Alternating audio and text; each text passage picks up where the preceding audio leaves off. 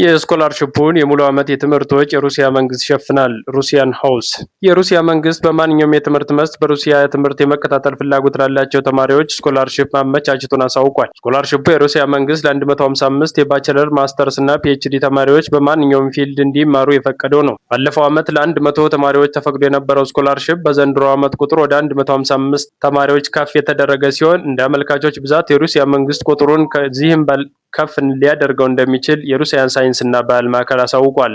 የሩሲያ ሳይንስና ባህል ማዕከል ወይም በአዲሱ ስያሜው ሩሲያን ሃውስ የስኮላርሺፑ ሙሉ የትምህርት ክፍያ በሩሲያ መንግስት የሚሸፈን መሆኑን ገልጾ የጉዞ ትኬትና የኢንሹራንስ ወጪዎችን ብቻ በአመልካቾች የሚሸፈን ይሆናል ብሏል። የትምህርት ሂደቱ የሚቆየው ጊዜ ለባችለር 4 ዓመት፣ ለማስተርስ 2 ዓመት እንዲሁም ለፒኤችዲ አመልካቾች እንደ ትምህርት አይነቱ የሚቆይ ጊዜያቸውን የሚወስን ይሆናል ተብሏል። ስኮላርሺፑን አሸንፈው የሚሄዱ ተማሪዎች ትምህርታቸውን ከመጀመራቸው በፊት ለ1 ዓመት የቋንቋ ትምህርት የሚማሩ ሲሆን እንደ ሩሲያን ሃውስ መረጃ ስኮላርሺፑ የሙሉ የትምህርትና የቋንቋ 1 ዓመት ቆይታን ያካተተ ነው። ተማሪዎች ካመለከቱት በኋላ ለስኮላርሺፑ ብቁ የሆኑትን የማጣራት ሂደት የመጀመሪያውን ዙር በሳይንስ ማዕከሉ ከተከናወነ በኋላ ሁለተኛና ሶስተኛ ዙር የማጣራት ሂደቱ በሩሲያ ዩኒቨርሲቲዎችና በሚመለከታቸው አካላት የሚከናወን ይሆናል። ለስኮላርሺፑ የማመልከቻ ሂደት ሴፕቴምበር 15 የተጀመረ ሲሆን እስከ ጃንዋሪ 15 የሚቀጥል ይሆናል ተብሏል። በሩሲያ የሳይንስና ባህል ማዕከል የስኮላርሺፑ አስተባባሪ የሆኑት አቶ ናስር መሐመድ የራሽያን ስኮላርሺፕ እንዲሳካ እናደርጋለን እያሉ ብር የሚቀበሉ ኤጀንሲዎች እያየን ነው